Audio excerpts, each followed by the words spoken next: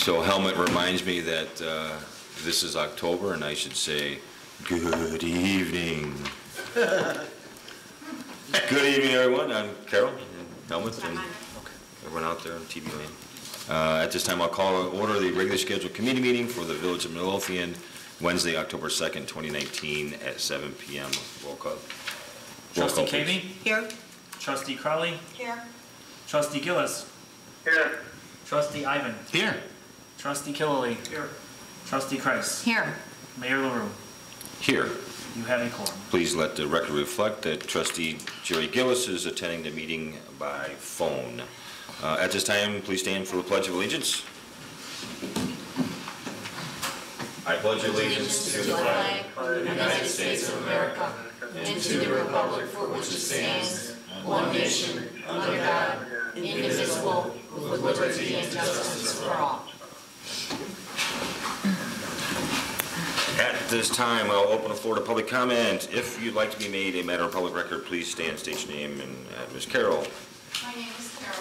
Hi, Carol. My address is 14433 Oscar Avenue, and I would like to ask, is anybody doing anything about the driveway next door north? We have said this in the last two meetings. The driveway issue is closed. The Village of Midlothian's position is that the driveway was installed correctly and per code, and we will no longer discuss the driveway. Okay? Anyone else? Helmut. Okay, everybody knows I'm putting together a new video series called What's New in Midlothian.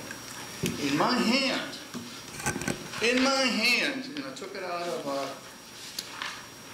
mason jar and somebody's Porsche. These are the photo and video release forms. Thank you.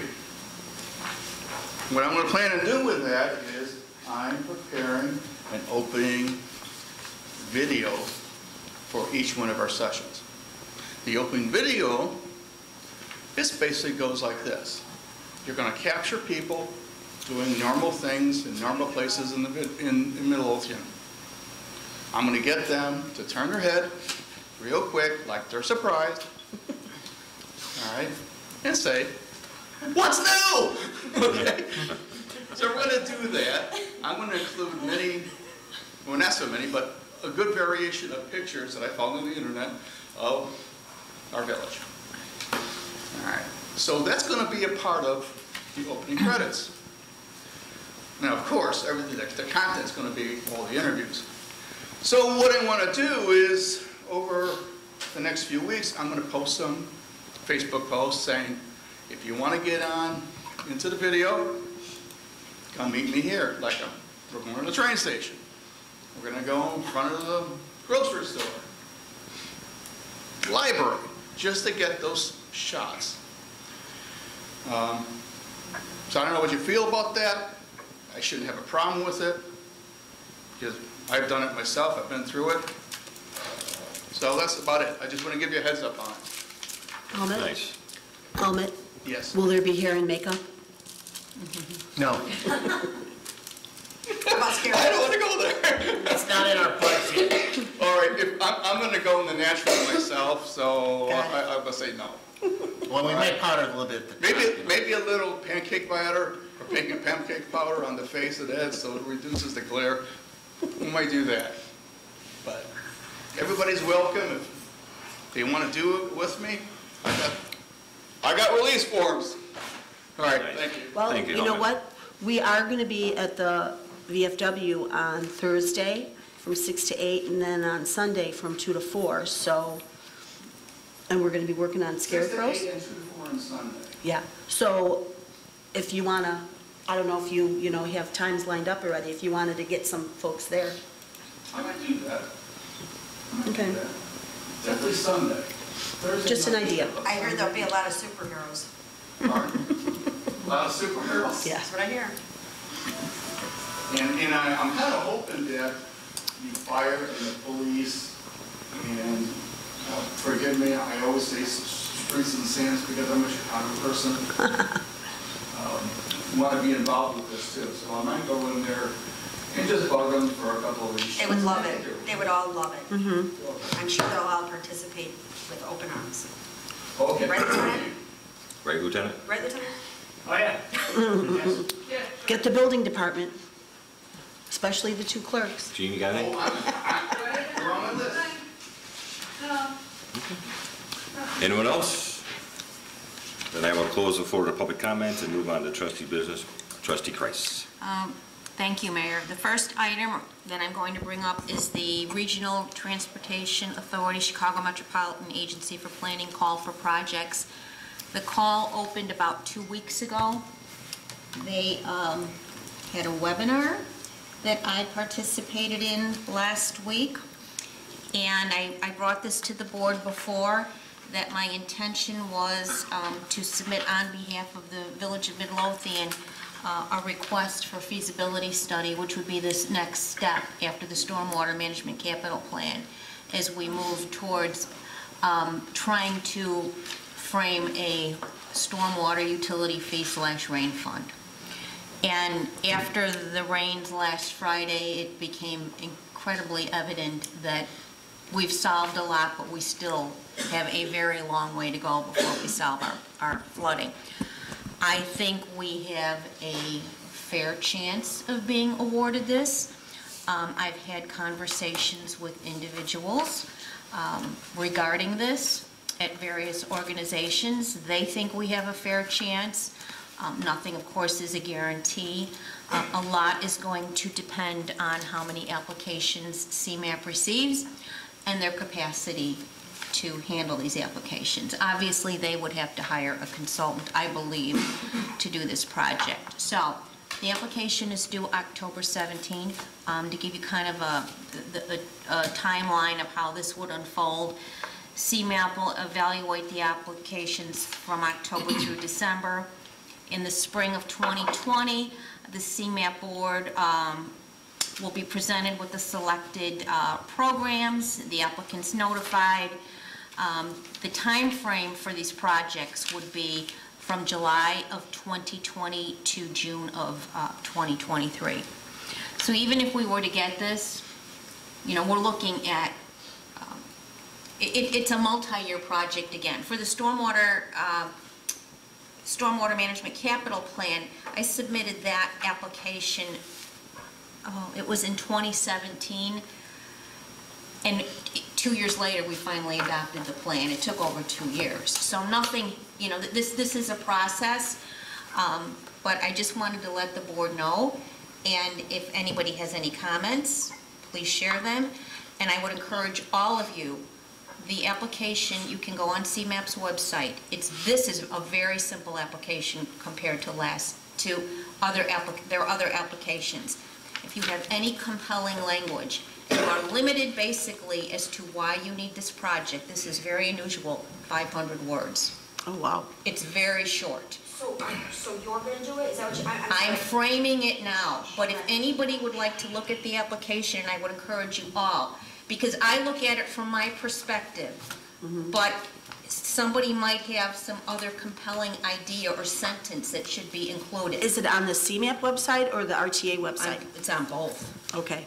Can you Okay. share an email with us so we can... Well, all you have to do is, I mean, I can Google it and then just No, send like you said, you were framing something now, so you're putting...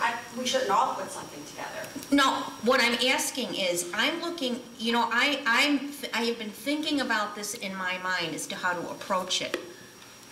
But somebody might have a sentence or two which would just hit it out of the park. So I would encourage you all to look at the application.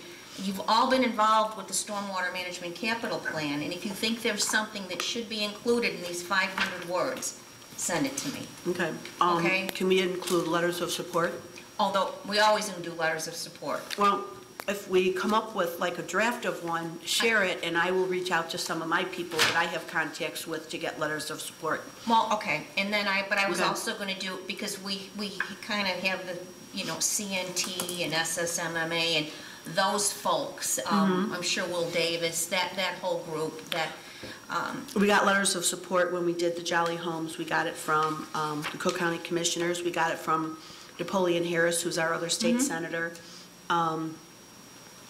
We reached out to a few people that never responded, so we'll hit those people again. I'm sure Donna Miller, I'm sure, would be happy to give us a letter of support, so. Yes.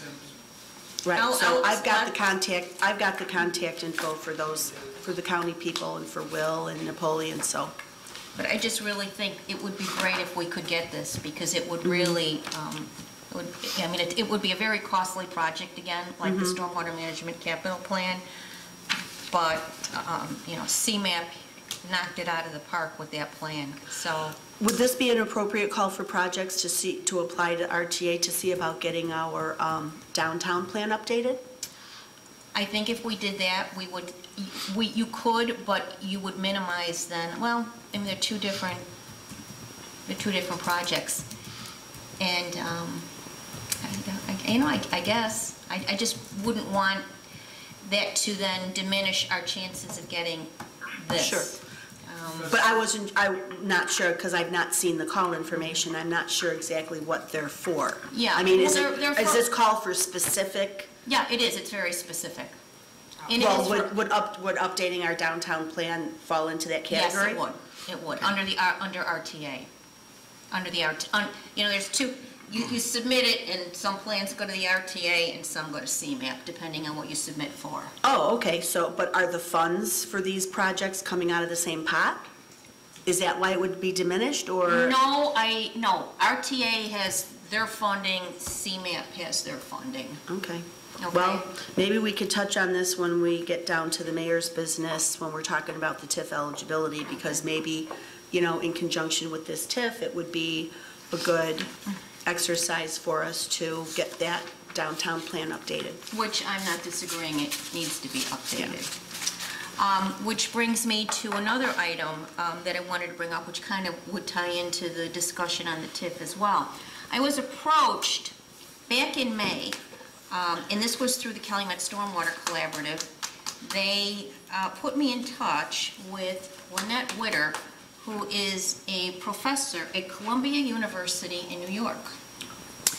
And I invited the mayor to meet with us, and he wasn't able to, but her and one of her counterparts, who is first of all, Lynette teaches a Master of Sustainability Management course at Columbia in New York. And she was working with Ron Henderson, who's a professor of landscape architecture at the Illinois Institute of Technology. And they do a project every year with her students and Ron's students. And they were thinking about a project in Midlothian. So I met with them for 3 hours. And they were blown away by Midlothian. And they had been in touch with, I believe, it was the Metropolitan Planning Council, which is Calumet Stormwater Collaborative, and I forget who else. University of Illinois at Chicago, and so they wanted to do a project here, but they were also visiting Ford Heights. So after the visit, I didn't hear much, and I got an email from Lynette, I don't know, maybe 3 weeks ago, and she said for that particular project, they decided to focus their resources on Ford Heights because Midlothian is so far advanced in their planning and how they're addressing stormwater issues compared to Ford Heights. But then she proposed a capstone project, and this is what she has proposed. Midlothian, Illinois, located along the commuter rail line, is poised to leverage the impressive achievements of its citizen activists to advocate for funding and projects that address the city's long-standing surface water and riverine flooding dilemmas. With the implementation of projects for waterways reconfiguration, including recreational and ecosystem services assets, the city is in the process of rethinking its downtown planning and would like to follow principles of sustainable and resilient urban development. There are many underutilized buildings in downtown that could be replaced or rethought. Priorities for downtown redevelopment may include walkability, renewable energy, transportation innovations, and circular economy. A capstone undertaken in collaboration with Columbia University Sustainability Management would support Midlothian by identifying relevant principles, providing comparable case studies, researching relevant subsidies for sustainability-focused improvements, i.e. alternative energy and food supply, rainwater sequestration, et cetera, and develop a phased proposal that can serve of the basis for an implementation plan. So I think it sounds pretty exciting to get the resources of Columbia University master students and Illinois Institute of Technology master students. So she's going to be out here with some of her students again, I believe, sometime on Friday. And I just think we should take advantage of this. Do you know what time Friday? No, I don't. They're going to be downtown, and then she's going to let me know. So, anyway, stay tuned, okay? I just thought it was a real feather in our cap that Midlothian was recommended to have Columbia University in New York work here. That's very cool. Where is she back? Downtown, you know? Where's she going to be at downtown? I'm not sure. She's running around with students. Could try to catch up with her downtown. So, anyway, that's all I have. Thank you, ma'am. Trustee Ivan? Thank you, Mayor. I wanted to discuss the letter that was attached to your agenda, the engagement letter from Lauterbach for the actuarial services for the post-employee benefits that we're required to report on every year. The report consists of all our unfunded liabilities for retired employees, and it appears on our financial statements. Does anybody have any concerns about that at all?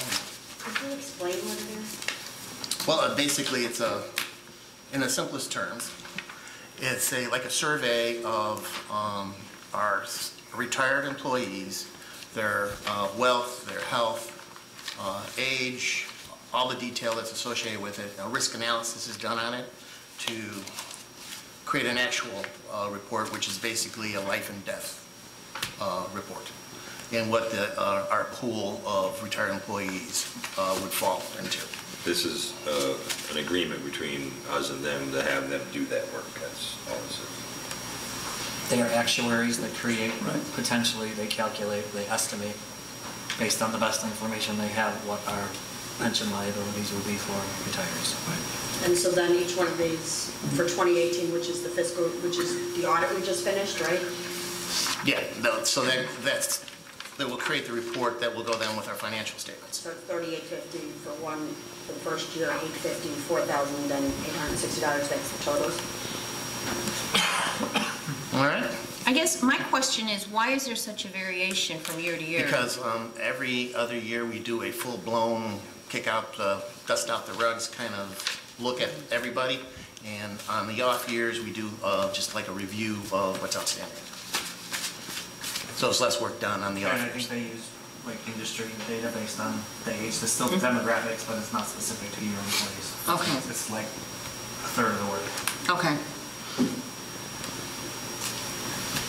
All right, well then I'll make a motion to approve to execute the engagement letter from Lauterbach and Emmett. I'll second. Any other discussion? Roll call, please. Trustee Ivan? Aye. Trustee Caveney? Aye. Trustee Crowley? Aye. Trustee Gillis? Aye. Trustee Killily? Aye. Trustee Kreis? Aye. Motion carries. Well, thank you for that. The other thing I had that's not on there has to do with a rug in the front lobby. The previous rug I had to, basically we had to get rid of, and the other one has a bunch of wear and tear on it in the front vestibule area. So I wanted to order a new one, and with shipping costs, it's like $50 over my minimum of, basically with the department head, we have $500 that we can approve to purchase the rug.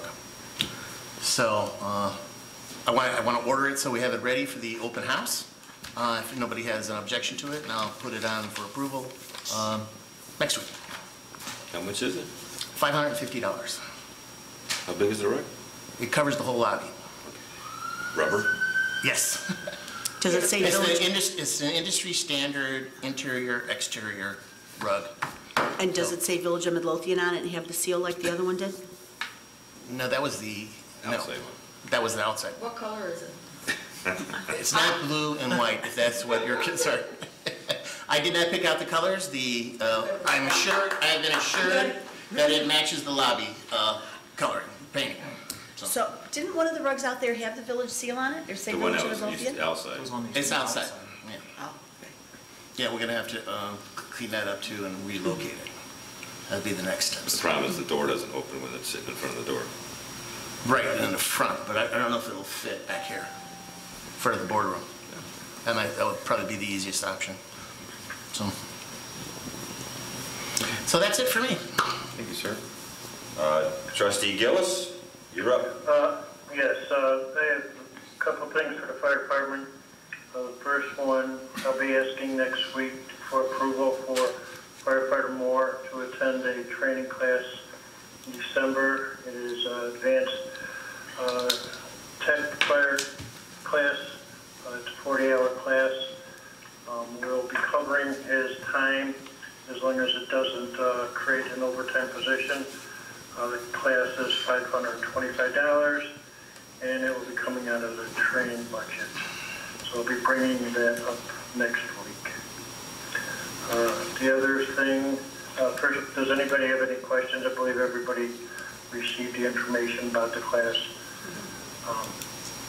I have one thing that I wanted to check before next Wednesday, and maybe Mayor, you may notice, or somebody else may notice, I didn't get the chance to talk to the deputy chief this week when the class was submitted last week.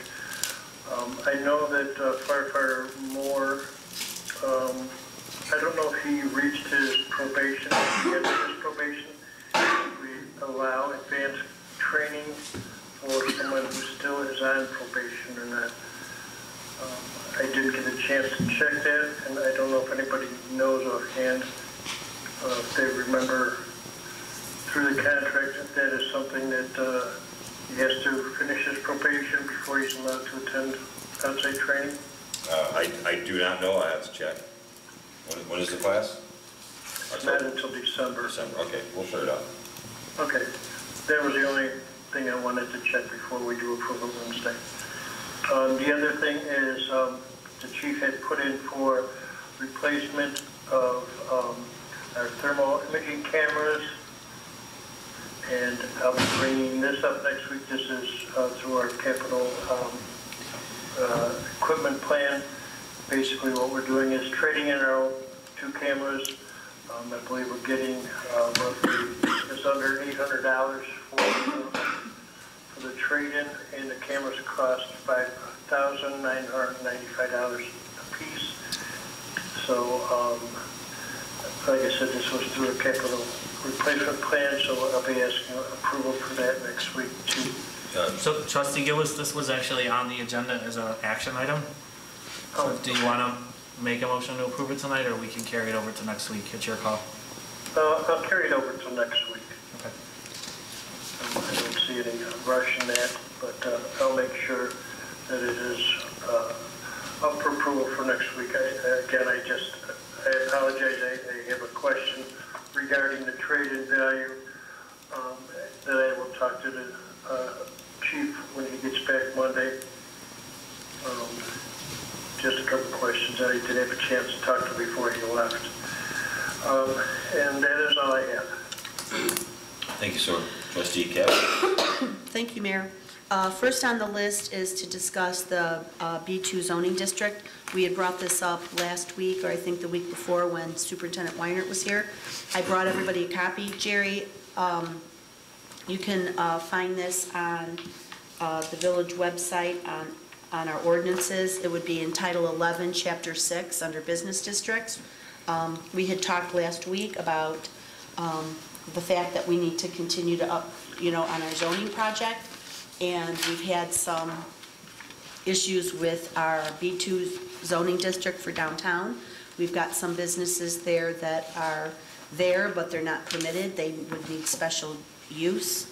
So the question is, do we really need a B2 district? Can we just do with a B1, two business districts instead of 3?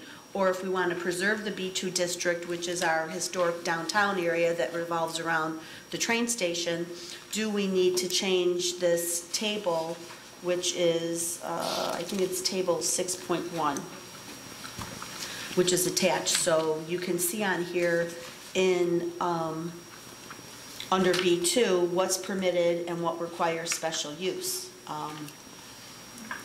The issue we have is with the, well, we've got a couple of car dealers that are in that area that are not permitted, but they were permitted to business, both of those businesses have been sold since this B2 has been put into place, and they were allowed to stay, to remain in place.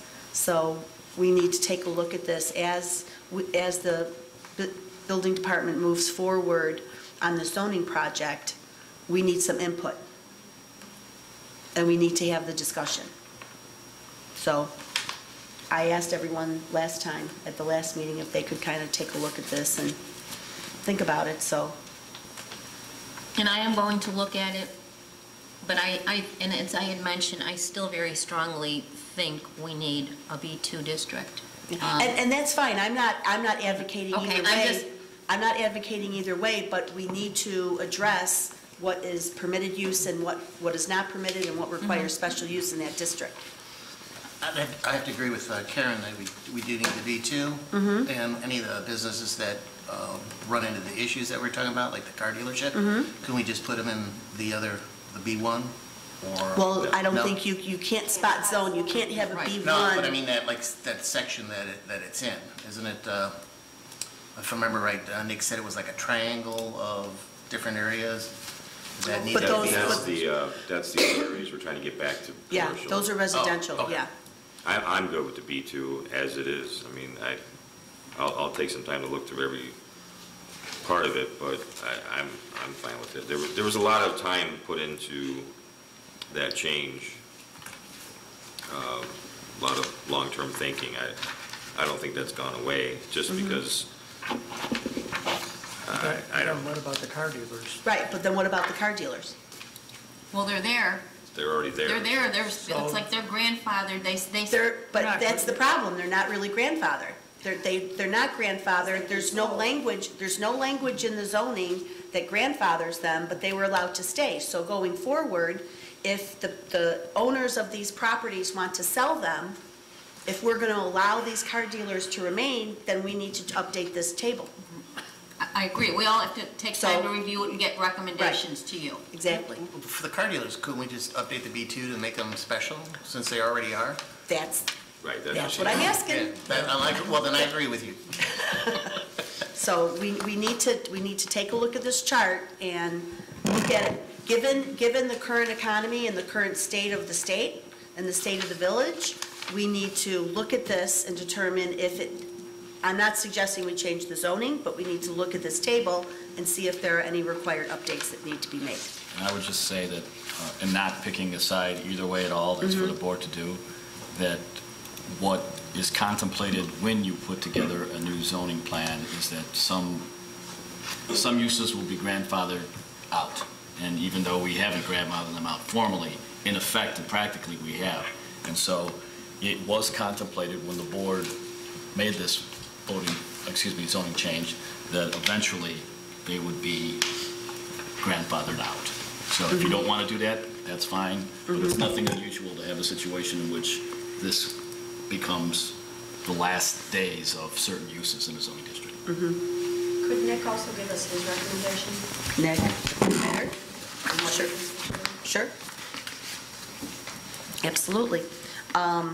Superintendent Weinert also, moving on to item number 2, Superintendent Weinert suggested that we revisit our fee schedule again. The building department has been, our fee schedule is a little cumbersome, but they have been using the valuation data on that fee schedule to now properly charge permit fees based on, especially for larger projects and new construction projects, to properly value the permit fees based on a percentage of the cost of the work versus just the flat $105 fee. But there still are a few items on that Exhibit A that need to be addressed, such as commercial roofs.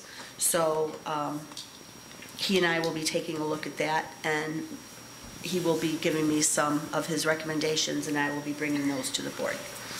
Why do we base the permit on the valuation of the project? Because that is the business climate that everybody is in. It's a standard. It's a standard, it's the business standard, especially for any new construction, whether it's commercial or residential, and then also for larger commercial work. So if most all the residential permits will still remain at $105. But we're talking, if someone wants to build a house, we're not going to charge them $105 to build a house, because there's a whole lot more work that goes into that. So, exactly. So, those permits are the fees are being calculated based on the percentage of the work that's being done. And a lot of that documentation is already included in that fee schedule. There are a few that Nick noticed that do need to be updated. So he and I will be going through that, and I'll be bringing that to the board at a later date. Also, he wanted me to discuss business license late fees.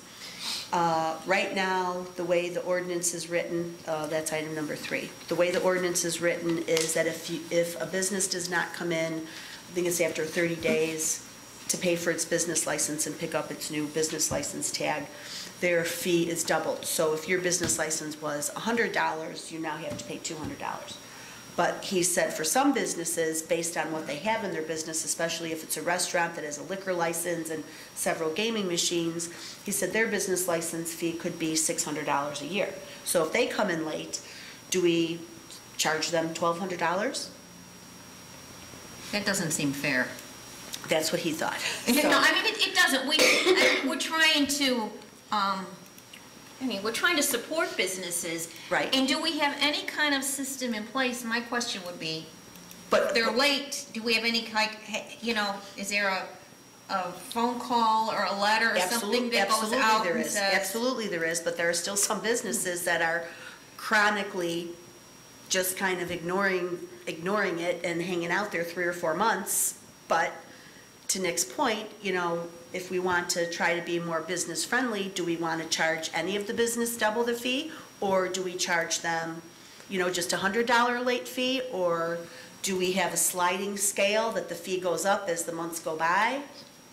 And I think maybe if they're chronically repeat Offenders. every year, then maybe, maybe the first time it happens, it's I don't know, it's a $50 fee or $100. I think they let them slide for like 30 days. If they don't come in, because all the business license applications go out in like November, and they should be paid for by the first week in January. So if they're not, if they, usually I believe they send out a reminder at the beginning of January to anybody who hasn't paid. And I don't know that they're charging a late fee for anybody who comes in by the end of January. But every business knows, every year, they have to renew their business license and pay their fee. Do you have any idea, Kathy, how many typically do not pay? I don't know. He didn't mention it to me, but. So His question is, the way the ordinance is written right now is that if they pay late, their fee is, double, the fee then is double what their normal business license fee is. So he thought that charging, a business that has a $600 fee, to charge them another $600 is, a little tough. So he was recommending that we make the change to make it, a flat fee. So we'd have to change our ordinance. The ordinance would have to be updated, I believe, because unless there's a table, I don't know if there's a table or if it's just language written into the ordinance, I would have to double check. And if by lowering the late fee, it causes a great increase in people not paying their, Right. then we're still. On time, then we're no better off, so. a lot of towns will just, after a certain amount of times, go in and tell them they're going to red sticker them if they don't. Shut them down. And I think that's the right way of doing it. I really think that That actually just happened. if you can't pay your business license, number one, they have to pay other bills on time, their insurance and all the other, all the bills and their vendors, or else they get cut off. But if you can't pay your business license up front, then you got we can pull it one or two ways, but I'm more in the thing of, well, first of all, you're going to get a late fee, and second of all, if you don't pay by a certain date, you're not operating. And there's something else to consider, which would be that some businesses contemplating a change within a couple of months after the license are due, may strategically not pay because they're going to be out of business 3 months later, or selling 3 months later, and now they've effectively skirted the... That's why after 30 days, you should just shut it, you should just red stick them. That's what they did with one business, and lo and behold, they were able to pay the business license fees. Right. I think That should be our gentleman was policy. pretty chronic at ignoring a whole lot of other things besides a business license fee, not just his business license But that's fees. kind of like when they get a water shut-off notice, then all of a sudden they Right. magically appear paying their Right. water bill, right? Exactly. I think that should be So- the policy. Should we just leave it as is then? I think so. Okay, very good, thank you. Next item, new FEMA ordinance. What is attached here is a reminder letter that the village received from FEMA. We are required to update our ordinance, which is our stormwater management ordinance, which is Title 12. So after reviewing this a couple of times, including 2 phone calls with Marilyn Succo from the IDNR, and then also reviewing it with Robinson Engineering. Robinson Engineering reviewed it also and discussed it with Marilyn, and the ordinance that they provided is the wish list ordinance. We would have to, if we adopted their ordinance, we would have to go through and change every single thing in our ordinance because it's numbered differently, it's organized differently, it's drafted differently, and the ordinance that the village adopted, as many villages adopted, was the ordinance that was drafted by SSMMA, I believe. So Maryland went through, and we're kind of following Cook County's lead. Cook County is adopting similar items that the village is going to adopt. We're required to adopt and reference the new flood maps, and we're also required to reference some new updated other calculation information that escapes me at the moment. The topography Oh, description. yeah, the current topography descriptions that are in all the ordinance are from like 1925, 1929, and we're all required to update them to, remember what the year was? 19, I'm going to say 86 NDVA. Right. Standard. 98, I mean Right. 88. 88, yes. Yes, 1988. So all that information is in the hands of Attorney Valadez, and we are required to adopt this by November 1st. Seeing as how October has 5 Wednesdays and we will not be having a meeting on the 29th, we are required to, on the 30th, we are required to adopt this at the board meeting of October 23rd. So we would need to have the draft prepared by next Friday, which is the 11th, because Monday the 14th, is Monday the 14th a federal holiday that the village follows? No, I think we found Veterans Day. So the village is open that day, so it's not considered a holiday? Right. Oh, okay, Veterans Day's in November, right? Right. okay, never mind then. The Nick. ordinance was sent to you and Nick Weinert yesterday, and Nick Weinert said it looks good, and We got it? Okay, I must not have seen that email. All right, I'll go back and double check my emails, thank you. Then I would like to, at some point, we need to just get it on the agenda for review and then approval. So I'll take a look at that. I'm sorry, I missed that email. There's a new flood map, did you say? They did update one of our flood maps for our village, but the only change to it was a teeny tiny little corner over in the country club. And I'm not even sure what the change is. So, I was there, hoping, up against hope. The other but there guy are would get- there are many other, there are other flood maps. Because we adopted this ordinance back in 2008, other flood maps besides that had changed and had been updated, so we just need to update all the current maps that are listed. So that's that. Next thing.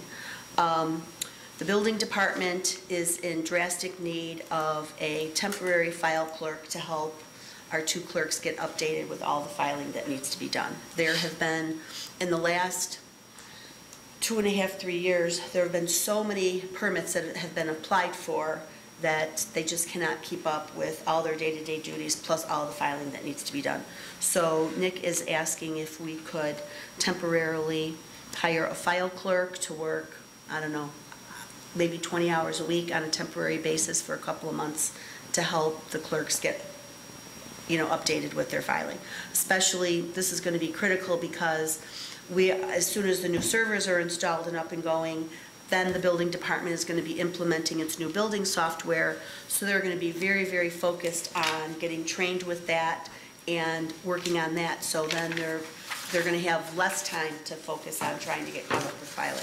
So I asked Nick to check the budget to see where we're at on our building department budget. He said that we're good, we're under our budget right now, and also we have the extra $400 a month that we budgeted for the building electrical inspector that is not being spent anymore since our building electrical inspector resigned, and Superintendent Weinert is qualified certified building electrical inspector, so he can handle some of those.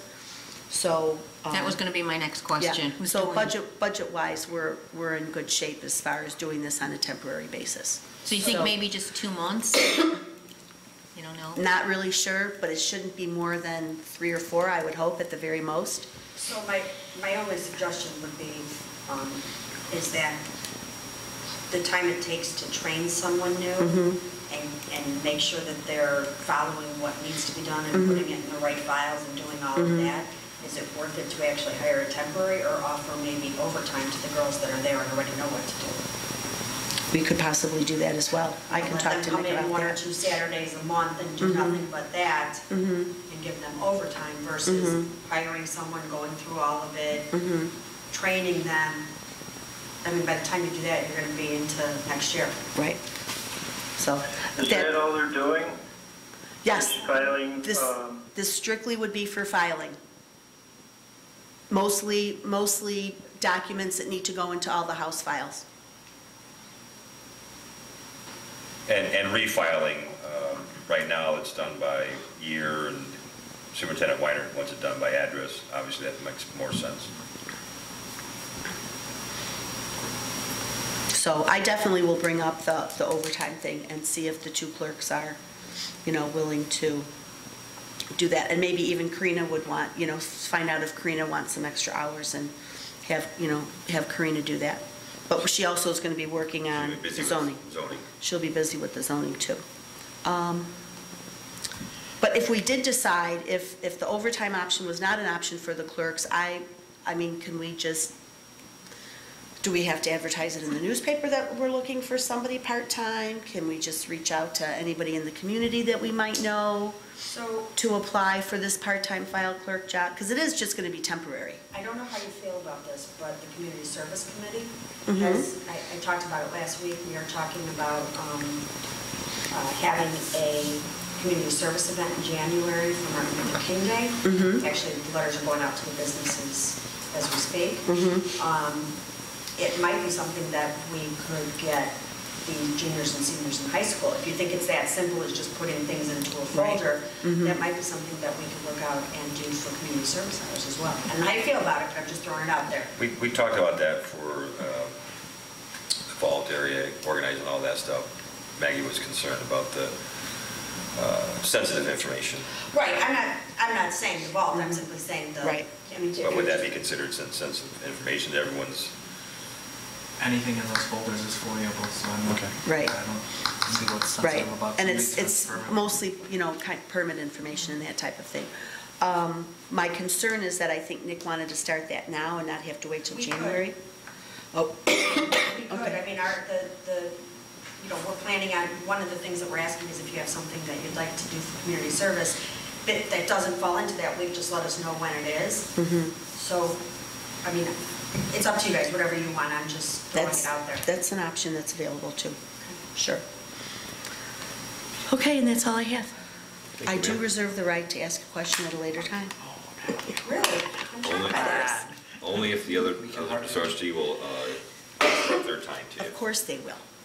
Trustee Kelly. Thank you, Mayor. We have items for discussion and some other items, unfortunately, that I also will bring up. But the first item is to approve to purchase a new pump. The old pump we used was on loan from Homeland Security or FEMA. You know, there's over from Old Forest, and they repossessed it. They wanted to use it for something else. So we want to use this pump when the 151st Street floods.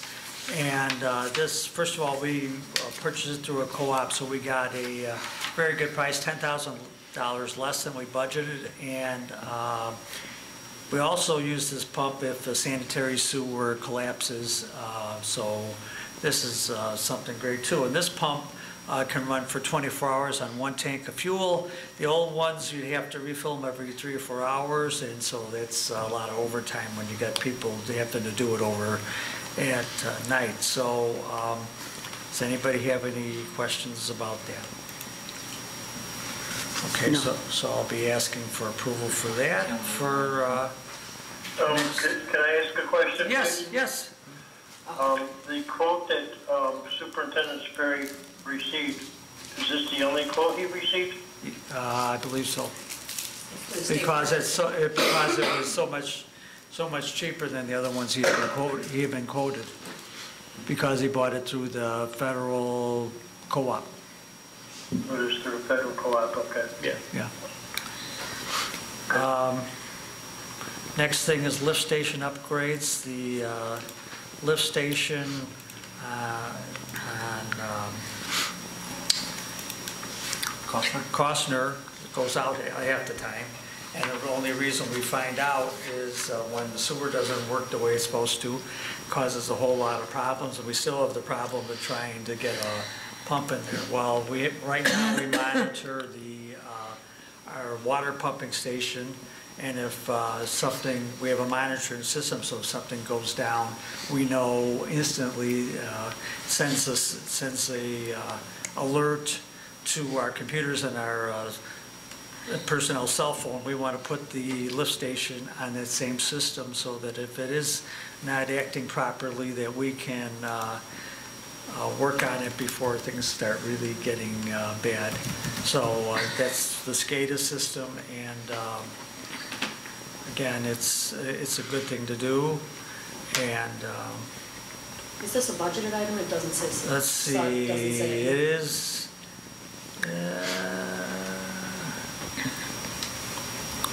I don't know, I believe it's budgeted, but we'll find out by next meeting. 11,340, good idea from Superintendent Sperry as always. Next item is for approval to resurface 145th Court. We saved a lot of money on our resurfacing this time. We're about $100,000 under budget, and so 145th Court is in terrible shape. So Superintendent Sperry wants to resurface that at a cost of $13,000. And we'll be asking that again to be put on the agenda. And last, this one is the Elgin sweeper, which is about 10 and a half years old, I believe. It's on its last legs. Last year, we had to spend about $9,000 to fix a sweeper bar on it. And this year, just before we wanted to get rid of it, the transmission went out. So we had to spend money to fix the transmission. The good thing about fixing the transmission, we think we're going to get a little bit more when we trade it in.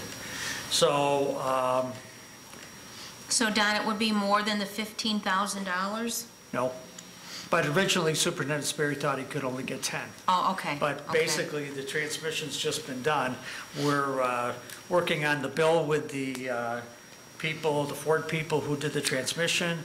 Originally, they told us it was just a sensor, that electrical problem that was bad. Took it back out, the next day it went bad again. So I think the first bill was for a couple $1,000s, so we're trying to work on that bill and have them eat some of that cost because they diagnosed the problem improperly. We talked about this before, that we need the sweeper for a lot of different projects, street projects, leaf projects, all sorts of things. It's not just for leaves, it's for sucking up a lot of things after we do water main and sewer repairs, and does a lot of good things. The cost, of course, is quite substantial, so we talked about it, and the board, I think, is comfortable with leasing it over 5 years at the low lease rate of 3.25%. We will actually own the sweeper, but of course they will have interest in the sweeper until we pay it off over 5 years. The annual payment will be $55,846, and I believe this is also a budgeted item that we talked about before. Elgin is the one that Superintendent Sperry looked at different sweepers again just to make sure there wasn't somebody else in the market he wanted, but he likes the Elgin sweeper, and they've upgraded the sweeper to do more things, and he likes it even better.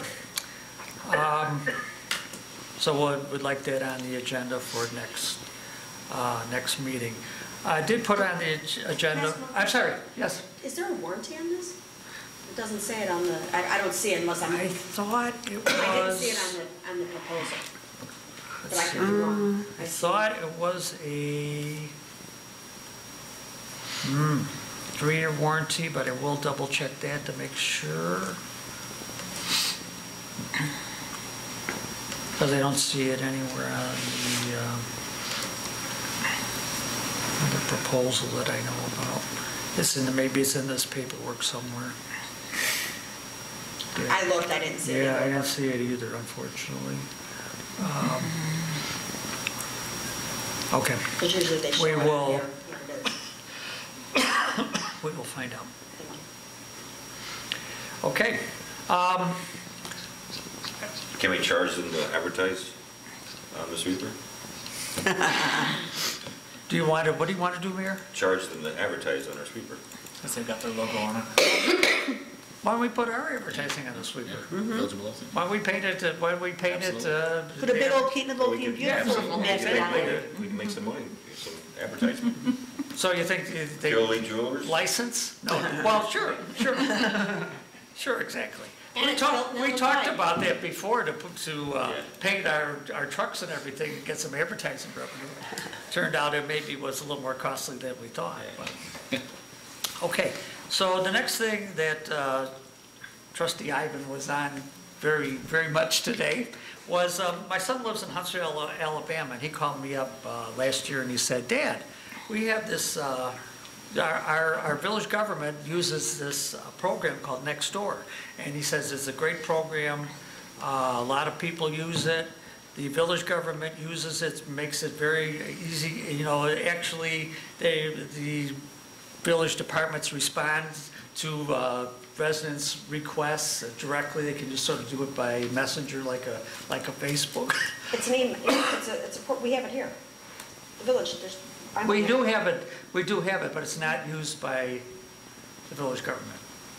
The village government can use it to, in my view, the problem with Facebook is that you have to go through friends and networks to try to publicize what you're doing. If you publicize an item, well, not everybody sees it, or maybe half the people see it. Well, and this is the same way, you have Yep. to sign up for it. You have to sign up for it, but there's no friends networks. But it's not a Facebook Friends thing, So it's and like it's our not code gonna. red. It's not a friends. And it's not gonna, they're not Yeah. gonna share information? Just to be clear, I mean, the village Facebook page is not, it's a public page, so you don't have to be friends with it to see it. You can go out and You can, find but I Village of mean, Midlothian and say like it, follow Yeah. it. But people are required to sign up for Yeah. Facebook, though, and they don't like Yeah. Facebook, Well, if they don't for- like Facebook. For this neighbor, for the. You have to sign up for that too. Next you door. They have up to sign up. Like next door, right, you have to sign up. Yes. and- they have to sign up, but it's just, it's sort of an addition to what we do with Code Red and our Facebooks, because Facebook, you can take the same post from Facebook and put it on Nextdoor. Everybody that is signed up for Nextdoor will see the post. You can do it in different sections, just like you do for Code Red right now. If you have water problems or so on and so forth, anything you do with that, neighbors can talk to neighbors. Another good thing about Nextdoor is you have to be a resident of Midlothian. You can't, no outside I don't want to say trolls, but I will say trolls, can post in about anything to do with Midlothian. Well, what happens is, like, some of the emails that I've seen, because you get emails for it too, Right. and some of the emails I've seen are people who don't live here anymore, but just like on Facebook or any of these other places, they move, but they don't They're still change their signed up. address, so they're still signed up. That's possible. That is possible, but in general, you would hope the new people would sign up and then they would take off the old people. I'm a big proponent of anything that gets and communicates information. I just think right now we have so many different vehicles of communication that I mean, I don't know that who would, you know, we have a hard time remembering to use code red when we should at this point to keep going on. I mean, Well, it's just that you're sort of copying a Facebook post of this. That's about what it amounts to. I mean, it isn't like you know, now, Well, Trustee Ivan investigated this, and he's concerned about other things. privacy issue is my main concern. You have to tie a name, your name has to be the right name for that address. Right. So you don't have that choice. You don't have any, it can't be anonymous like But doesn't Facebook make you do that too? No, it Aren't does you not. supposed to use You can be your regular anonymous. name? But Okay. you can set a And privacy. code red, you're anonymous too from Right. us. But you can We set a can- privacy setting so that, you know, it's just a street. Your address. 50 towns, thousands of towns use it right now, thousands. And Is there anybody local around us? Oak Forest, Forest, yeah. Oak Forest uses it. Does the Uh, village of I'm on Oak it Forest too. use Yes, it? the village of Oak Forest uses it. I'm on it, I get emails every now and then from, No, I'm not saying use it, I'm just saying check it out.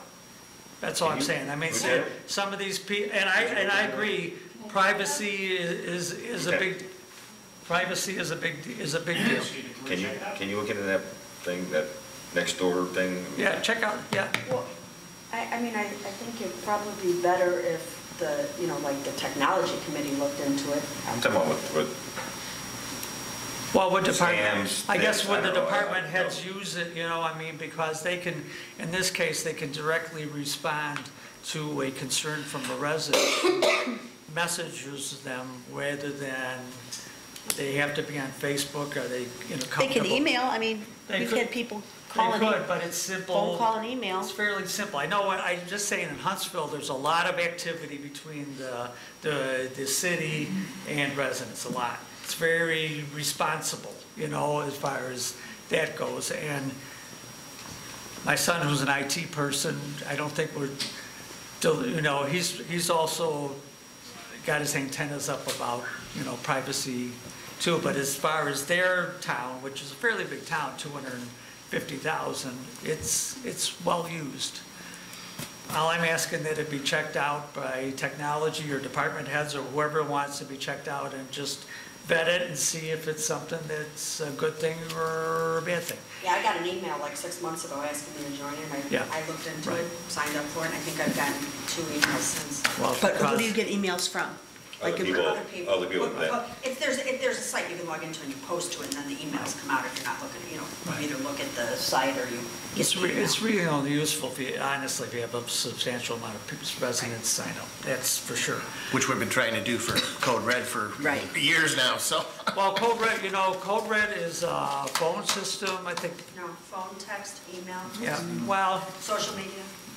Yeah. you yeah, get the but I whole- think more people are on, or, you know, I think the problem with Code Red is that a lot of people don't like to be called on emergencies on the phone, so. Well, they have the option of doing an emergency or non-emergency, but I think what's difference to me is that Code Red is not a conversation. It's Right, not back and it's forth. not, the village. it's not a visible report. Well, no, it's not, it's the village reaching out to people, not Right. people being able to. ask It's only questions one back. way. Right. One way. Right. It's one way. Okay, That's what I was so trying to say. that's all I'm asking, you know, I'm just passing along the information. The annual South Suburban Land Bank property report, and the house on Waverly is not closed yet. The old Penny Pinchers building, which I forget the address, 33? 3352 and 3352 and a half. That is set for closing very soon. We talked to the real estate agent at the land bank meeting. We met, I didn't know Rayanne Properties, then the real estate agent is sitting right here. So she's done a lot of work for the land bank and a lot of properties she sold, so she's one Do of we know our- who's buying it, the Penny Pinchers building? It is going to be a beauty salon. I saw someone in there today doing some stuff. But, okay, so, all right, and as far as the old nail salon, it is in the process of being demoed. I think we have all the disconnections. Well, there were still communication lines, but For I AT&T. sent an email to Right, Russ about that. And So Staley. I think within maybe, hopefully the next month, we can get it demoed, and we do have this land bank does have an offer on the property.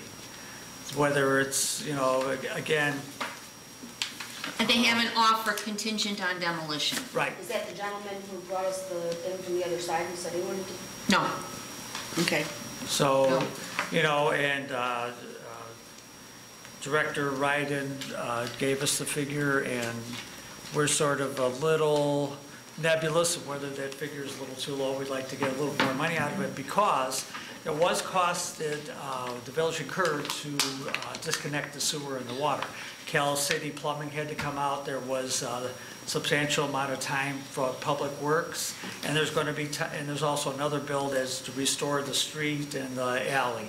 So the land bank has committed to paying some of that bill, and hopefully, we were hoping if we could get the price up a little bit, they would pay all the bill for that we incurred. But that's still in flux, and more to report on. The only one that isn't really moving right now, we don't know where it stands right now, is the executive carpet. And I have to go pay Mr. Mueller another visit. Who's Mr. Mueller? He owns Custom 77. Custom 77, the adjacent property. Because he wanted to buy that, right? He was interested, yeah. And he had Do his something. contractor in there a second time, but I have to go back and knock on his door Do we again. have an update on the Honda building yet? Actually, he closed on the parcel, he got the judicial deed to the parcel to the east of the building, for the parking lot. So he owns all And the that's- parking lot pins? And that's behind the purple building, right? Correct. So he owns that, and he owns, I believe he has the judicial deeds to properties to the south, which would all be parking. And he is hopeful to have the judicial deed to the building itself by the end of the year, if not sooner. Okay. So, and all of these things, there's so many moving pieces, they all take a very long time. As Right. Don and I know, either working through the land bank or when you're working, trying to acquire property for back taxes and you have to go through the county system, it's very, very time consuming. Okay. Oh, and I did get the phone number for his, just so you know, who does his land. I had told him, because Karina had asked me months ago about reaching out to try to find out who does maintenance on his property. And when I emailed him, his mother had just passed away. Well, I just received the phone number of his landscape contractor, and I gave it to Karina, so she was going to contact him. But if he doesn't own the building. He owns the pins where all that vegetation is and all the parking. Oh, for the parking area? Yeah. Okay. Thought you were talking about the building itself. Okay, very good. Next, report on the RFQ process for the Public Works Building. We received 15... Taking up a lot of time today, buddy. I'm trying to make up for Kathy, who didn't take up enough time. I might concede my question, as long as you keep her on a roll. Fine. For the RFQ, Out of order. Just right there, you know, sir. we received 15 RFQs for that's the good. Public Wow. Works That's Public Works exciting. Building. So we're on an accelerated schedule, and that means by Friday, we have to, Superintendent Sperry and myself, now I don't know how much input I'm gonna have, but I'm just reading them. By Friday, the squad is gonna be cut down to how many, Nick, 3 or 4? The superintendent decided on 4. 4? So it's gonna be cut down to 4 RFQs. And next week, then, by the 14th, we'll have the committee like we did for police department to have us hear a presentation from the remaining respondents and come up with a recommendation that we would go before the board. Very excited about that. We've got some really good people, and you know, some of the things, some of the projects that they talked about, they really have done nice jobs with buildings. They really, really have done excellent work with buildings. There's quite a few who have lots of experience with that type of building, so I'm very excited about that. So next thing, so Superintendent, or Trustee Ivan, not Superintendent Ivan. I can raise. Got a promotion. But as we know, the cleaning service canceled its contract because, Mayor, I'm unclear, they couldn't get personnel to do the cleaning, is that right? There was a number of issues. Pardon me? There was a number of issues, and they decided to Just What were the stop. It's not appropriate to talk about it at the board meeting. There was issues. Issues. Okay, so we have to look for another cleaning service, which I was looking around for a cleaning service, and there's not a ton of them around around the area. What about the cleaning service that we met at? What Joe has all those numbers that we gave Joe's him the meeting last time. with a couple people tomorrow to try to get someone new. Okay. Okay, so so that's what I wanted to bring up really, was that Joe is still handling the cleaning service, since Joe doesn't really do the cleaning service doesn't really clean his building. He does it himself, and the people, and you know, it was done before by administration, and administration really knows more about the cleaning of the building. Joe's always in a little bit of a, you know. Well, it falls under his, he's in charge of the buildings. It was a hot topic at our department head meeting today, which Hot topic, okay. I guess if that's the biggest issue we have in the village right now is the cleaning service, I think we're doing pretty good. But it was a hot topic, and I believe we have it worked out. Fine, But fine. I'm just you are mentioning. taking up a lot of time. Jeez. I am, I'm sorry. And this is going to cause a little, anyway. I was sort of discombobulated here a little bit that the open house was on the 26th, one day before the Fall Fest. And the reason I was because I think the open house is going to take away from all the pizzazz of the Fall Fest. I think it's going to take away because there's going to be 2 promotions going at one time. I think people are going to be confused what's happening when. And I like to give an event because I think the Fall Fest is important, and I think we'd like to try to build it. And I just think each event needs its space. And the Fall Fest has been planned for 4 or 5 months already. And year, and all of a sudden It's the last Sunday of October Well, from every now to year. eternity. and all of a sudden the open house shows up that it's just, we're going to do it on the 26th. So I'd like to see if there's another way we can handle this, because I think it's going to detract from the Fall Fest, and I don't think that's a good thing. And someone scheduled Rick Elvis Saucedo on Sunday, right in the middle of my family build a scarecrow day. And don't forget about the Bears game. Could I The make a Bears game is at suggestion? noon, my thing is from noon till 4, from 2 to 4. Can I make a suggestion? We had open houses in the past. They were never very well attended. And I think Saturday's a bad day to have an open house because everybody's got a million things to do. And I know, Kathy, how much time you're putting into this Fall Fest and building these scarecrows. And this is going to be, what, our 3rd year? We're trying, 4th maybe? I think 4th. Okay, and we're trying to build on that.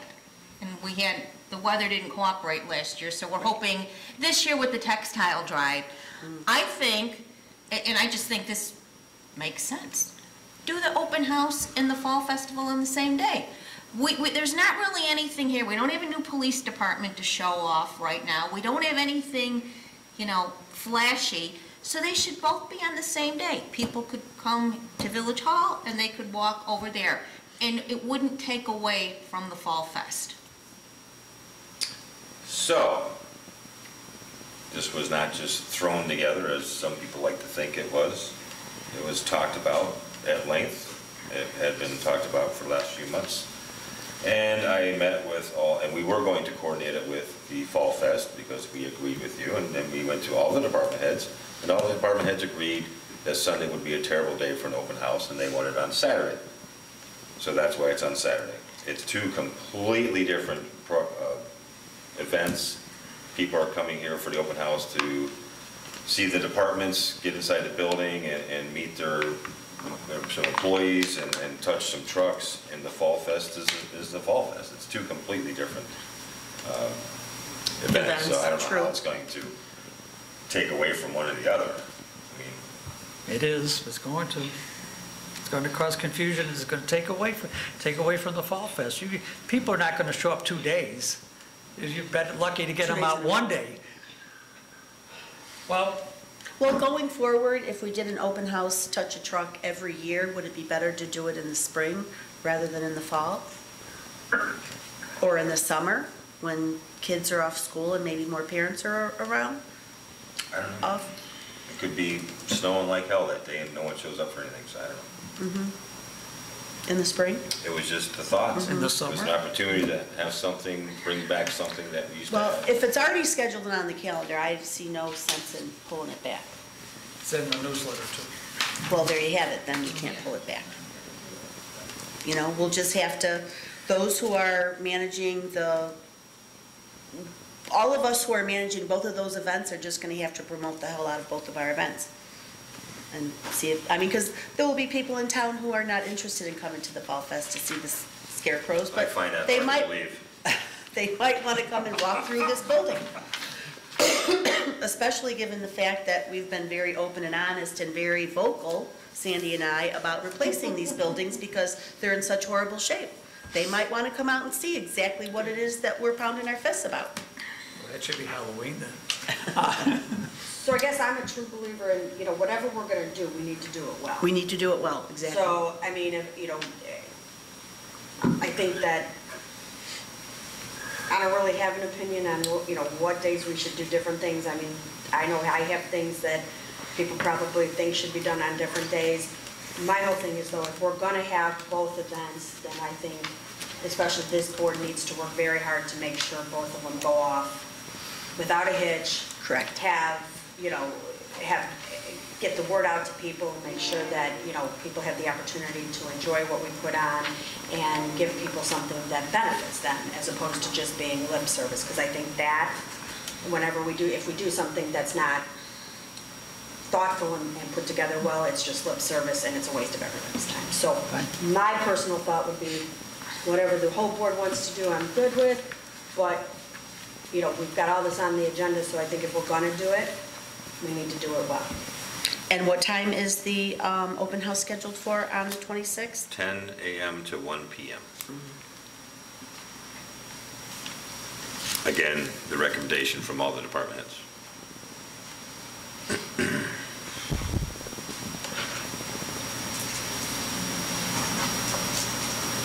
Okay, I'm done, thank you. Trustee Crowley. Thank you, sir. I just have one thing on my agenda this evening for discussion. It is the purchase of new computers for our squads. Attached is a letter from Lieutenant Amrine, as well as the quote, and that is the state purchase price from CBS. I also put in front of everybody's chair, the only thing I left off, and I apologize, was the quote for public safety direct for the installation of the equipment. These computers have an average lifespan of about 3 to 5 years. Ours are hitting 7 years old. They're not being supported anymore. And this was not a budgeted item, so the police department has decided that the board approves it. They'd like to take it out of their seized funds. Do you know how much installation is?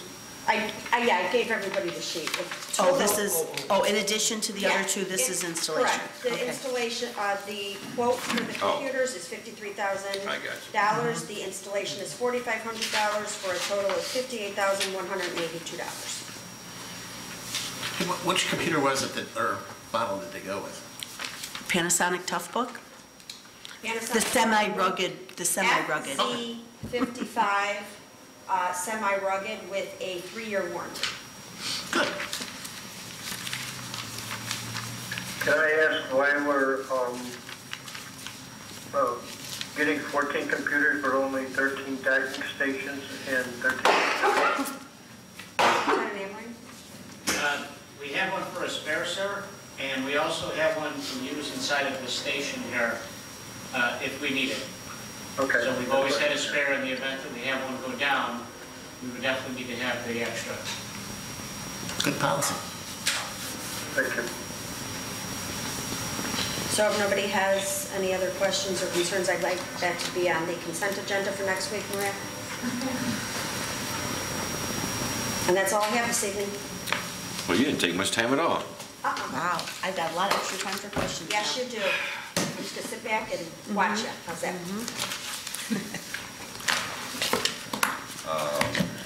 Anything else?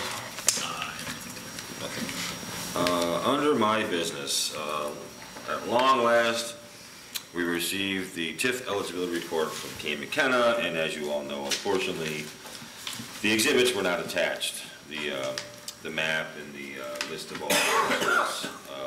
But I wanted to get on the agenda as soon as I got it so that we could start the discussion on do we want to move on to the next phase. Phase 2 would be the implementation of the TIF. Kay McKenna's cost would be $20,000 to $22,000 to do that. It would also require meetings with the other taxing bodies in town, and we'd have to get their signed approval. So there's no guarantees that we could actually get to that point or get it done, but just want to get on the agenda. Trustee Cavaney has been texting me all evening about her concerns, and I don't know if, maybe we need to have a TIF class or something. I would love that. I think that's an amazing idea. I think it is an amazing idea. But I did reach out back to Mary Thompson from Kay McKenna to please supply the exhibits, so I don't think I want to spend a lot of time tonight discussing it because we still got a long way to go. The good news is that they believe it's the right thing to do. It is recommended. Trustee Crowley brought up some of the issues of the zoning in the TIF area. No, the TIF area. Table. What did I say? Uh-huh. Cavaney. Nice look there, sir. So I guess we're it's interchanging basically from 143rd to 149th, Lawndale to Costner, just the commercial districts along Pulaski, 147. There is some residential included in that they're allowed to have a little residential included in that. The original idea was to take it all the way down 147th and attach it to the Cicero Avenue TIF so we could share TIF money between the two TIFs, but there's too much residential down that swath. So I don't know if you want to. I just have a couple questions. As do I. Go ahead. Okay, so, can I go first? Sure. Okay, so the report is dated April 2019 and it's October. Why did it take so long for us to get it? That is an excellent question, and we were going back and forth all summer. There was some belief that the report was done and sent, and it wasn't. And also, there was some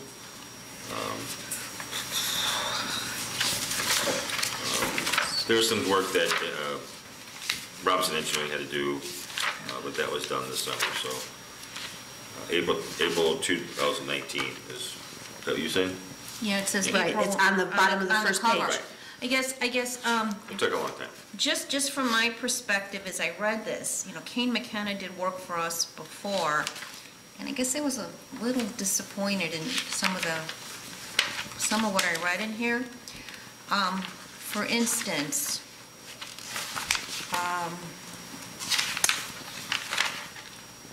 on page 12, item number 2, it talks about, under lack of community planning, The village adopted its current comprehensive plan in April 2008. Well, that's not true. That is not true. We adopted our comprehensive plan in 2001. On page 2, I don't know where we would find this information. On page 2, at the bottom, it talks about the budget is described as the estimated project costs in section 6 of the proposed RPA plan. Is this the RPA plan? Yes. Because there's no section 6.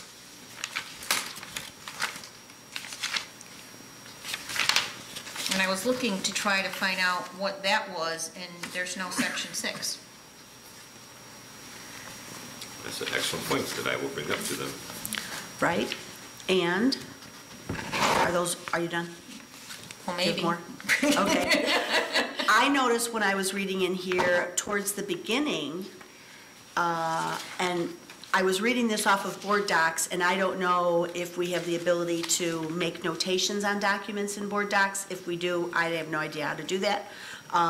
But towards the beginning of this, it referenced that there were only 13 residential properties in this area that's identified as the TIF area, and that is absolutely not correct. Incorrect, right.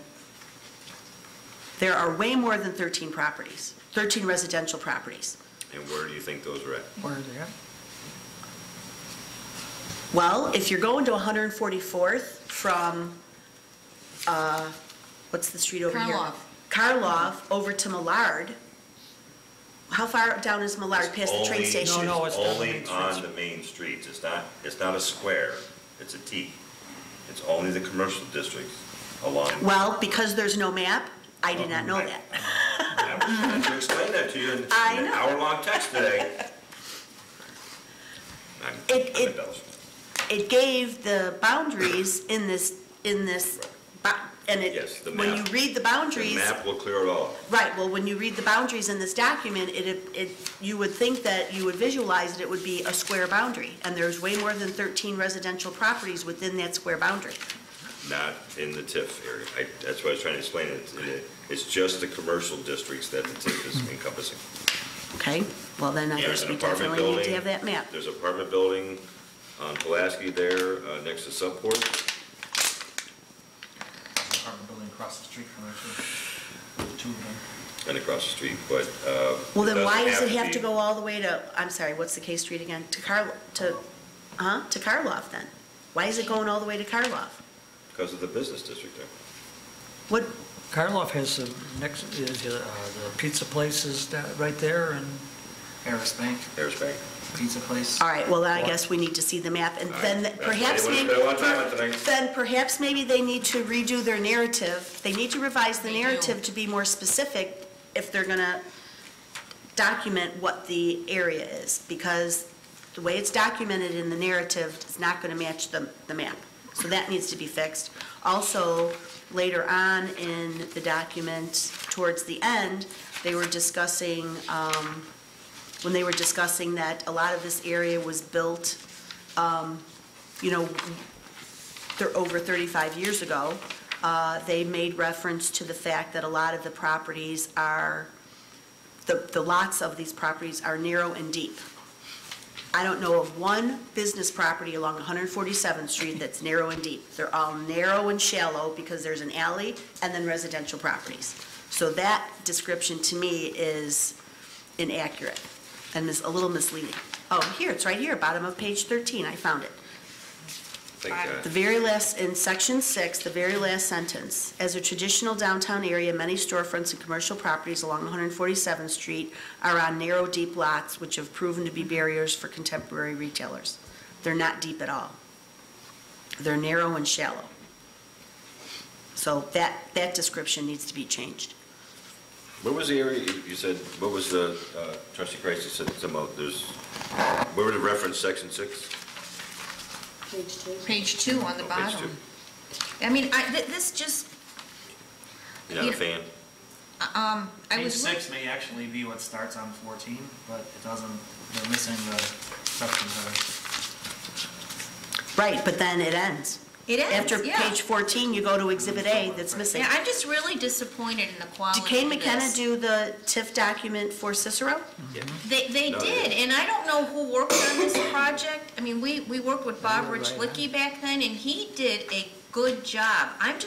This is not the caliber of work that I expected from them. Yes, I it was. expected, It was Mary Thompson and Bob Richlicki. Mary did most of it, I think. On page 2 at the bottom, it says right where you are, the village will certify they will not remove 10 or more housing units. If you look at the next paragraph, it says that the TIF 1 is contiguous to the TIF 2, which it isn't. Yeah, you just told us it wasn't going to be. It isn't contiguous. It's not. We know that. We know from the streets they reference. Right, it's too far away. And another, So, yeah, I'm sorry. Can I just say, I read through this, and I really was very confused, so I really think that, at least from my perspective, if we had a TIF class, so that we could understand what we were reading, because maybe you guys understood all of this and are much smarter than I am, but I really didn't. So I really need to understand how the TIF works. Right. And I know a couple of people have tried to explain it to me, but I think maybe someone who has a And I guess, understanding I, gives us a lot of information. I expected to get a study or a report from Kane McKenna on their letterhead signed by them. And the mayor explained to me that this is kind of, after he explained to me, the way this document is set up, at least on page 1, is that this really is step 2. The village would then create a document that we would go out to the community and to the other taxing districts with this. To We me. would take the report and go meet with the other taxing Right. bodies to say. Right, well, it says is this what was we wanna do. prepared by the Village of Midlothian in conjunction with Kane McKenna. I'm thinking, we didn't prepare this, Kane McKenna prepared that's it. really confusing. That was another Yeah, point well, I and it had. also says that they interviewed elected officials and staff concerning planning efforts. I'm just curious as to who was interviewed. Who did they talk to here? Myself, Attorney Valdez, Engineer Nagel, I'm not sure who else they talked to. Did they bother to talk to Public Works or the building department? Maybe through Engineer Nagel, they might have done it through him. Okay, did they address zoning? We've got a big zoning problem over there that has to be addressed. I mean, if you're gonna do a TIF district, doesn't the TIF district have to take into consideration the zoning? No. We can do anything we want with it. Yeah. We can do anything we want with what? With the TIF district. This is you just can- a you can way change to- it Except anytime. use the money that we have. Yeah. Well, we are Can't gonna do use it. The TIF is just a way for funds to be built up to put into a TIF account that can be used for helping redevelopment in the TIF area. And that's fine, but Okay, also, what does zoning have to? zoning has a lot to do with your redevelopment. If you don't have But not proper the zoning TIF, in place. not But if making you, a TIF. but if you don't have the proper zoning in place, you can't redevelop something, right? Exactly right, but not with this document, and you're exactly right. That's spot on. If we don't get that straight and a couple other things, then the TIF won't be as And what about the effective. floodway and the floodplain? Right? We could have a TIF, we could have Right. all the money in the world sitting in a TIF. Mm-hmm. And not one red penny is gonna get spent until that gets addressed. But a big portion of this TIF is not in the floodplain. It is.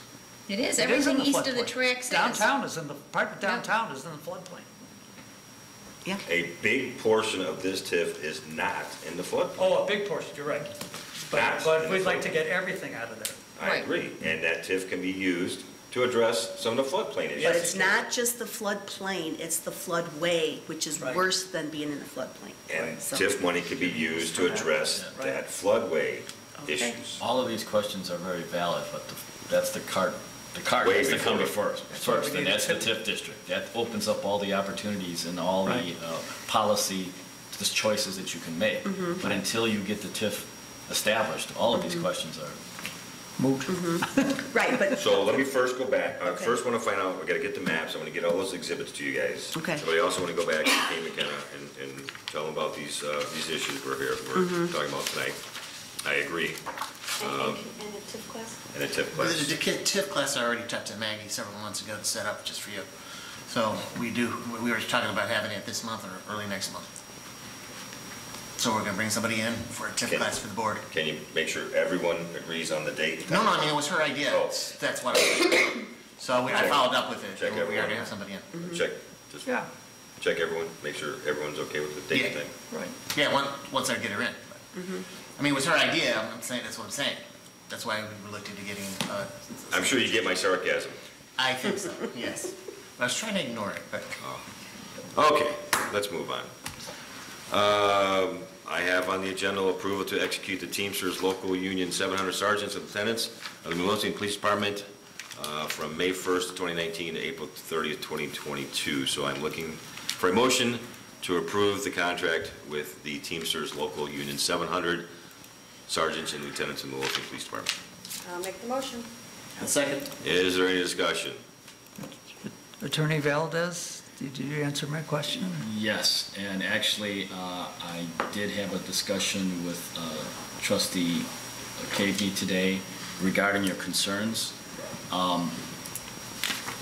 The language reflects back to the sergeants and lieutenants contract being, with regard to the retiree benefits, to the patrolman's contract. And I think that's the part that has to be included to understand that the language is consistent and the language does make sense. Okay.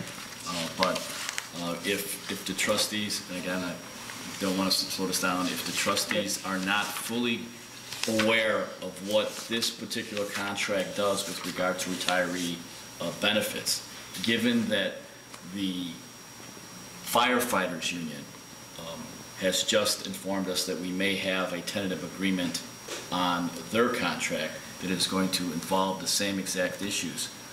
This is a committee meeting. If we want to postpone it until next week, we could do the language and have. Well, I'd like to know what I'm voting on. I understand, I believe what you're saying. I haven't seen the document, and I believe what you're saying, but for my own self, I need to know what this means, and I don't exactly understand it, given the nature of, that it's referencing the patrol contract, trying to be. If I can interject, what we're talking about? from what I understand, we're specifically talking about section 17.5. That's the only provision that's in question. There was, my understanding is 17.5 a new paragraph in this, 17.5, the language in 17.5 has to specifically do with It is not a new retiree, paragraph. pardon me? 17.5 is not a new paragraph. It's not a new section, I should say. Was 17.5 in the old contract? Yes, there is this, okay, I just pulled up the old contract because I heard about this Okay, before. the language of 17.5 basically addresses retiree insurance. And that paragraph is very similar to the retiree insurance language that is in the newly adopted non-union insurance policy that the board adopted on June 12th. A couple of the paragraphs are rearranged a little bit, but basically the language, the idea and the intent of this paragraph mimics the intent of the language that we adopted back in June for the non-union employees, basically stating that anyone that's hired after, I don't remember the date in this document. May 1st. Our document says June 1st for the non-union employees. This document says any new hires that are hired after June 1, their retiree insurance will be covered 80/20 on based on the HMO, and if they choose a policy that's more expensive than the HMO, they still pay their 20% of the HMO premium and 100% of the difference between the HMO policy and the new policy. That's basically what this language states. So it's very similar. In our non-union policy, it was 60/40, but in this, the agreement here is 80/20. My only concern with the language is that some of the nomenclature that was used in drafting the language uses capitalized terms in 17.5 that are not identified and defined at the beginning of the document in the preamble. They're using the term qualified employee and qualified retiree, which in 17.5 could be used interchangeably. You're talking about the same person. That's right. It's, So I'm confused. yeah. Qualified employee and qualified retiree would essentially be the same person, but those terms are not defined in this contract, and I don't think they're defined in any of the other police contracts either. I'm sorry, in 17.5 in the patrolman's contract, Mm-hmm. it is section 17.5 retiree insurance. That is what it's headed. I'm not talking about the heading, I'm talking No, I about know, the that's what it's identification of the on, yeah. individuals. In the beginning of this contract, in the preamble, they identify, I believe the terms are employee or police officer. So that was my only concern, is that if somehow this were up for a challenge, or somebody's questioning it, Yeah, I They're don't, gonna ask I for- don't think there is, because at the bargaining table, it took extended conversations to get the union to understand exactly what we were doing. And both the union and the negotiating team and the chief are on the same page. We both understand it, and there is no alternative understanding that there could be, given that the language reflects back to the patrolman's contract and doesn't change those provisions. But what my concern is that the board is not certain of what it's voting on. And given this is a committee meeting, and usually we approve these things at regular board meetings, I don't have a problem in presenting to the board exactly what the patrolman's retiree benefits are, which is adopted in the sergeants and lieutenants. It's a look-alike. And what we're changing the language. I have no problem, because here's the thing, the chief, well, both chiefs have worked very hard on this language, as has you, trustee. And I want to make sure that, given that we negotiated what we believed you wanted, if you're not certain about it, we certainly don't want to have you sign on to it, because the chiefs were doing what you told them to do. And if you're... Okay, so hold on, because I want to clarify something here. Nothing, now, I was not included in a lot of this until this afternoon, so I'm just going to throw that out there, as I didn't take a lot of time to prepare for this. But nothing that I've heard, and I want to be clear because I think it's important, nothing that I've heard is questioning the intention or what, that it's against what the board wanted. It's language and verbiage that we're talking about, not the intent of the contract. Right. So, I mean, personally, to me, that's something that I think needs to be clear. What I do think is a good idea, like we did in the last contracts, is maybe it's beneficial if we go back to the policy of crossing out what we're changing and replacing it. Yep. As opposed to just getting us the finished version, because, clearly now it's not clear what was in that contract before. This is a little unique in terms of this particular provision, simply because the sergeants and lieutenants contract references the patrolman's contract. So you have to go to the patrolman's contract to get the language, and that's why the redlining is not suited for this. It only references the patrolman's contract for employees that began prior to May 1st, 2004. 2019. No, Well, 2019. no, Individuals hired before May 1st, 2019 will be provided the retiree health insurance with the same payment and enrollment terms as provided to the police officers pursuant to the agreement between the village and Teamsters Local 700 or its successors as amended from time to time. But the difficulty with that is that the patrolman's contract on retirees' benefits is tiered, so we have different provisions for it. But I think the question is, if I'm understanding correctly, I think the question is the new language that we're adding for people hired after 2019. Right. That's the question. It's not, Right.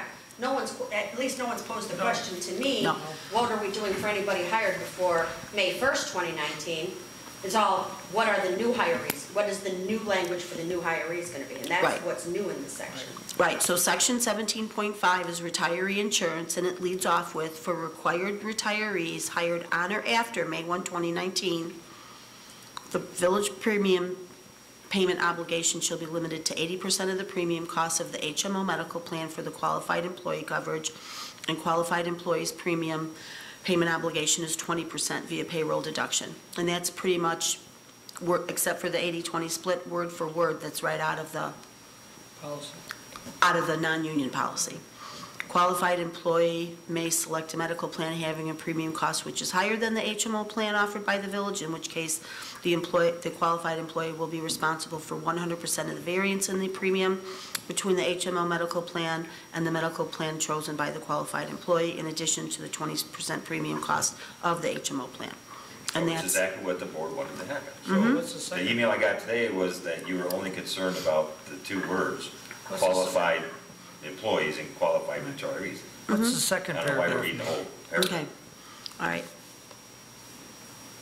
The qualified retirees hired after May 1, 2019 who become eligible for Medicare. This is the part, Don, where, because if you remember, Right. a lot of our employees can retire before they're 65. Right. So the village has agreed that we would provide them with medical insurance from the retiree date through the date that they qualify for Medicare. That's what the second paragraph is about. Right. All qualified retirees who become eligible for Medicare shall no longer be eligible to participate in the medical, dental, and vision plan as a qualified employee, shall become eligible for the Medicare supplement only, and shall be solely obligated to pay 100% of the Medicare supplement premium. Qualified retiree may have the option to continue to participate in the dental plan and/or vision plan at qualified retiree sole cost and expense. And that's, I know. Why are we reading this? The problem was those for Don's words. benefit, Yeah. because he didn't understand. Okay, so there, Okay. yes, there's a retiree who's not eligible for Medicare, and there's a retiree who is eligible for Medicare. That's the difference in the two paragraphs. Right, and and these two paragraphs are essentially the content and the purpose of these two paragraphs is essentially the same as from Okay. the other plan, Fine. And- from the and- non-union And again, plan. I just want to make sure, because it's the chief's, the department head's job and my job to make sure that the board understands what it's voting on. And if it doesn't, then there's no problem whatsoever in giving till next week to do it. I have no objection to doing that. Well, speaking for myself, I'm clear. Good. Any other discussion? Just my concern with regards to the terms that were used, so, but that's up to, Which, I agree. you know, when we're drafting contracts, we have to make sure that we're using the correct defined terms. Roll call. Trustee Crowley? Aye. Trustee Ivan? Aye. Trustee Kavney? Aye. Trustee Gillis? Present. Trustee Killily? Aye. Trustee Kreis? Aye. Motion carries. Thank you all so much. That's all I got. Just a reminder that the chamber meeting is tomorrow. Sorry. Tomorrow, Yeah, the chamber meeting is tomorrow at 5:30 at Slapshots. I thought it was the 10th. Oh, The 10th. sorry. Why'd you throw it at me Kind today? of confuses. Just a reminder that the October meeting for the Midlothian Area Chamber of Commerce is next Thursday, October 10th at 5:30. Oh, it's at Good, I was 5:30? so afraid I was gonna miss the Scarecrow thing. That's all I have, Better not. sir. Clerk Masco? Thank you. Yes, in the agenda, and I believe we've discussed this at least once or twice before, is the proposal and request for approval. Purchase the replacement bulletin board for outside Village Hall at a cost of $647.92. Approximately $185 of which is related to shipping because of the weight and size. So I would be asking for someone to make a motion. Man, I'll make that motion. I've been dying to get that new one. I'll second. Any discussion? I just have a question. We haven't had the board that we have out there that long, have we? 2011 or 12? Has it been that 2012, I long? think. Oh, yeah. Okay. Yeah, it was. And just to clarify, the lights are not working in it in the Oh, I know, it would have flashing lights for a flashing while, lights. It didn't looks it? like a spaceship. Like a disco board? Which, by ordinance, we do not allow. That's right. I didn't realize we had it that Thank long. God it doesn't spin. Is there a motion in a second? There is. And roll call now? Okay. Trustee Ivan. Aye. Trustee Kavney. Aye. Trustee Crowley. Aye. Trustee Gillis. Aye. Trustee Killily. Aye. Trustee Kreis. Aye. Motion carries. Thank you. The board does have, I believe there are 3 sets of minutes that I've shared with you, and those will be on the agenda for approval next week. Lastly, Maria received a request yesterday, formal request from St. Christopher's Parish to use the village gazebo for the public Rosary Altar Prayer Service on Saturday, October 12, 2019, from 11 a.m. to 2 p.m. They requested and the village granted this last year. Your consideration is greatly appreciated. Thank you in advance. Does anyone have any issues or concerns with that? Nope. I don't think we have any other events planned for that date and time. So we will get back to them and let them know that is approved. And that is all I believe we have. And I'd like to say that there's no further business coming before the board, but please indulge us. Trustee Killedy would like to go to closed session to discuss the employment, brief closed session to discuss the employment, compensation, discipline, performance, or dismissal of a specific employee of the public body. And before we do that, I do want to remind everyone, tomorrow, Thursday, from 6 to 8, and Sunday, from 2 to 4, everyone's meeting at the VFW to make family scarecrows. All are welcome, and I certainly hope that our village board and all of our departments are thinking hard about the scarecrows that they're going to make for our garden. Thank you very much. And I'm assuming the judging this year will be fair, so that the best. It was fair last year. I'm just saying, I didn't say it wasn't, I'm just making sure It was fair last year. making sure that it's gonna be. The meeting's over, right? Yeah, no, we're going to full session. We didn't vote. We didn't vote? I made the motion. I'll second. Aye. Aye. There will be no business following closed session. Jerry, you going to come to closed session with us? Sure. We need you.